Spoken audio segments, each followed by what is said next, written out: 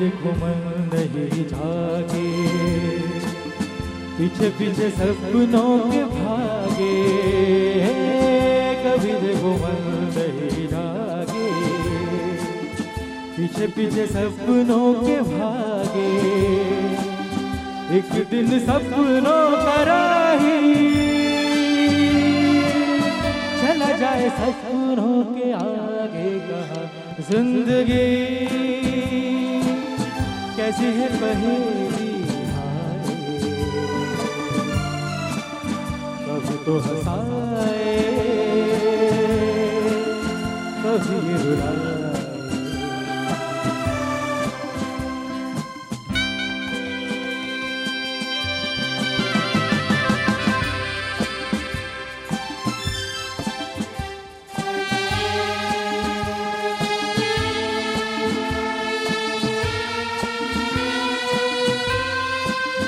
जिन्होंने सजाए यहाँ मेले, सुख दुख संग संग झेले, जिन्होंने सजाए यहाँ मेले, सुख दुख संग संग झेले, वही चुनकर खामोशी यूं चले जाए अकेले। कहा जिंदगी कैसी है पहेली हारे, कभी तो हंसाए कभी रुलाए। जिंदगी कैसी है पहेली हारे, कभी तो हंसाए कभी रुलाए।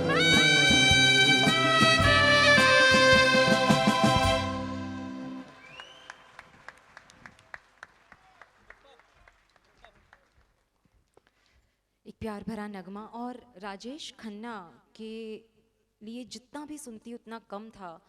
तब मैंने तय किया कि मुझे जानना है ये इंसान कौन है, और यासिर हुसैन की एक किताब पढ़ी, यासिर उस्मान की एक किताब पढ़ी राजेश खन्ना पर लिखी हुई।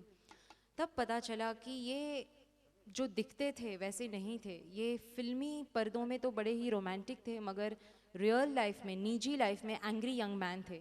एक आम दर्शक की ज़िंदगी में राजेश खन्ना की छवि कैसी है? ऐसी है, बिल्कुल भोली भाली, प्यार भरी और एक रूमानी अभिनेता की। मगर असली ज़िंदगी में जो फिल्म के निर्देशक हैं, निर्माता हैं, उनके लिए वो एक हठीले और नखरीले सुपरस्टार बन गए थे, जो सिर्फ हाँ सुनना चाहते थे, जो किसी भी तरह की तकरार बर्दाश्त नहीं करते, चाहे वो निजी रिश्ते हो या चाहे व्यावसायिक रिश्ते हो। और इसी कारण राजेश खन्ना द सुपरस्टार, ये छवि ने राजेश खन्ना द मैन, वो इंसान को ये छवि कहीं ना कहीं निगल गई।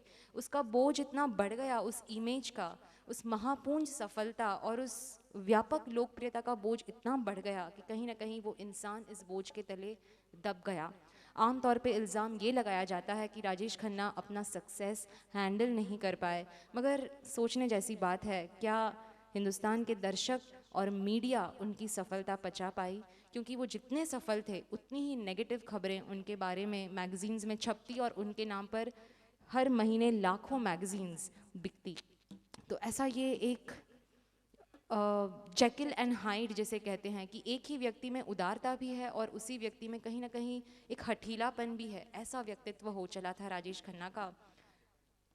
आइए इस मोड़ पर एक दो गाना सुनते हैं। और इसी वजह से जैसे फैंस उन्हें चाहते थे बिना किसी शर्त के, ऐसी ही चाहत की अपेक्षा वो अपने निजी रिश्तों में, चाहे वो उनकी करीबी दोस्त अंजू महेंद्रू हो जिनके साथ उनका रिश्ता 5 सालों तक रहा, चाहे उनकी बीवी डिम्पल कपाड़िया हो जिनके साथ 9 सालों तक रिश्ता रहा, या टीना मुनीम हो जिनके साथ 7 सालों तक रिश्ता रहा, इन रिश्तों में वो वही चाहते थे कि तुम मुझे सवाल मत करो, बिना किसी शर्त के प्यार करो। मगर ये सारी औरतें उन्हें चाहती थी, उनकी चाहक नहीं थी। आइए ये दो गाना सुनते हैं, गोविंद मिश्रा और रसिका जोशी की आवाज़ों में। गोविंद मिश्रा जो मुकेश की आवाज़ को आपके सामने लाके रखेंगे।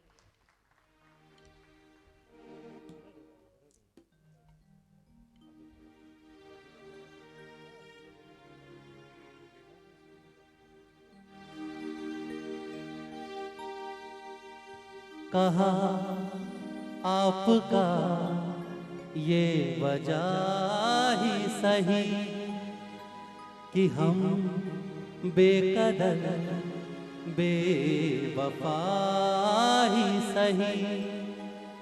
बड़े शौक से जाइए छोड़कर, मगर सहने गुलशन से यूं तोड़कर फूल आहिस्ता फेंको,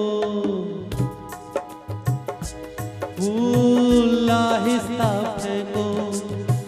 फूल बड़े नाजुक होते हैं, फूल आहिस्ता फेंको। फूल बड़े नाजुक होते हैं। वैसे भी तो ये बदकिस्मत नोक पे कांटों की सोते हैं। फूल आहिस्ता आहिस्ता फेंको, फूल बड़े नाजुक होते हैं। फूल आहिस्ता फेंको।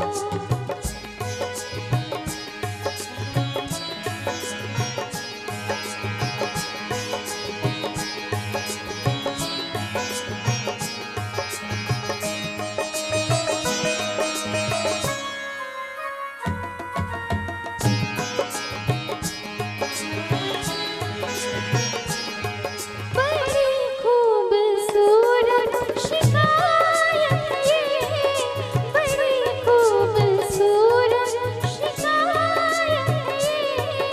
मगर सोचिए क्या शरारत ये, जो औरों का दिल तोड़ते रहते हैं। लगी चोट उनको तो ये कहते हैं, तो ये कहते हैं कि फूल आहिस्ता आहिस्ता फेंको। फूल बड़े नाजुक होते हैं, जो रुलाते हैं लोगों को एक दिन खुद भी रोते हैं। फूल आहिस्ता फेंको।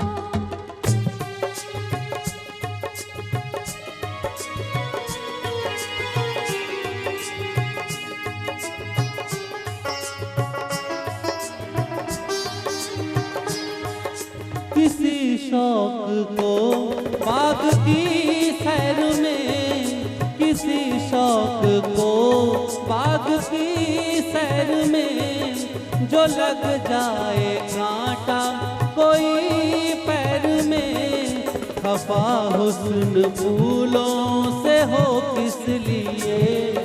ये मासूम है बेखता इसलिए, बेखता इसलिए।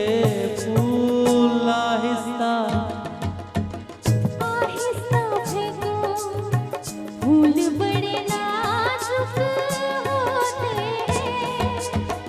सब जिसे कहते हैं शबनम, फूल के आंसू होते हैं। फूल आहिस्ता फेंको। फूल बड़े नाजुक होते हैं।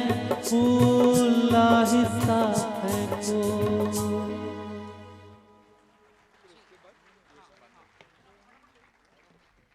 ये बहुत ही प्यारा सा दो गाना हमने सुना यहाँ से। और वो कहते हैं ना, आजकल एक बात की बड़ी चर्चा चल रही है, इनो काम शुरू करे 6 सेकंड में और ईगो काम तमाम करे 6 सेकंड में। तो राजेश खन्ना के साथ कुछ ऐसा ही हो रहा था। और 1972 में पहली फिल्म उनकी फ्लॉप हुई। 1969 से जो लगातार हिट्स चलती आ रही थी, 1972 में पहली बार उनकी फिल्म फ्लॉप हुई। और उसके बाद क्या हुआ, ये बहुत जानने जैसी बात है। इसमें से कुछ हमें सीखने जैसा है। मगर इस मोड़ पे हमारे साथ मेहमान कलाकार मौजूद हैं। बहुत ही फेमस सिंगर हैं विनोद शेषाद्री। मैं मंच पे उन्हें निमंत्रण देती हूँ कि वो आए और एक प्यारा सा दो गाना आपके सामने ले आए। और उनका साथ इस दो गाने में देंगी नीता जाधव। नीता जाधव भी आज के इस शो में मेहमान कलाकार हैं। और दोस्तों, इसमें से जो पहला गीत है, ये गीत फिर एक बार राहुल देव बर्मन की कॉम्पोजिशन है। और इस गीत को आप सुनिएगा, इस गीत को आप सुनिएगा। जब ये गीत रिकॉर्ड हुआ तब स्ट्राइक थी म्यूजिशियंस की, और राहुल देव बर्मन ने कितने स्मार्टली जो है टेक्निक्स यूज़ करके इस गीत को रिकॉर्ड किया है। कहीं पे भी इस बात का पता नहीं लगेगा कि म्यूजिशियंस मौजूद नहीं हैं और ये गीत पूरा का पूरा रिकॉर्ड हुआ है। मतलब सिंगर से उन्होंने गवा लिया था और म्यूजिशियंस जो है उनके जगह पर उन्होंने टेक्निक यूज़ की थी। वो टेक्निक क्या थी, ये गीत सुनते सुनते आप जान भी नहीं पाओगे, इतना बारीक काम राहुल देव बर्मन का। विनोद शेषाद्री आप सभी के लिए। हेलो हेलो हेलो दोस्तों, नमस्कार। वैसे तो मैं सचिन जी का बहुत खुद एक चहेते दीवाना हूँ, कई शोज़ ये करते रहते हैं। और मेरे प्यारे दोस्त जो हैं पूना से आए हैं, जितेंद्र बुरुक, जो मेरे पुराने दोस्त हैं। और मैं और वो, मुझे याद है राजेश खन्ना साहब के सामने हम दोनों ने एक शो किया था और हमारे लिए ये बहुत बड़ी बात थी। और काका जी के सामने हमने कई गाने गाए थे और it was a great evening which was really unforgettable and still great memories lingering in my mind, जो मेरे जहन में आज भी है। तो मैं सोचा कि बस बहुत साल हुए जितेंद्र को मिलने के लिए, मैं आज आया ऐसे टहलते, तो मैं सोचा कि बस यहाँ आऊँ आप लोगों के सामने। जो सचिन बोले कि बस ये प्यारे दर्शकों के सामने कुछ एक दो गाने तो ज़रूर गाना, तो सोच रहा हूँ कि बस उम्मीद है आप लोग पसंद फरमाएंगे। It's really a pleasure to sing in this beautiful auditorium and such lovely audience from Thane. Fantastic, love you all everybody.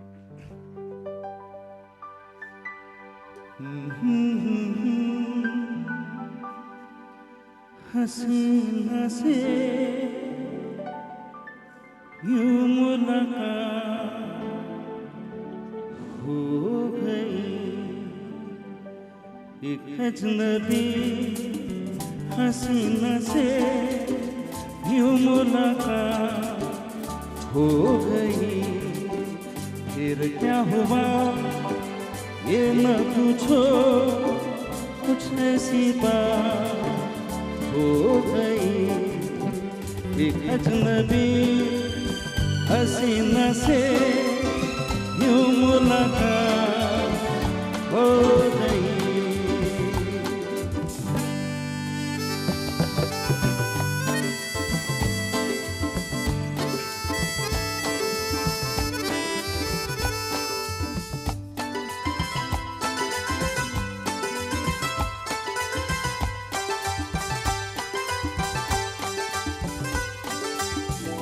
जाने मन जाने जिगर होता मैं शायर अगर, कहता गज़ल तेरी अदाओं पर।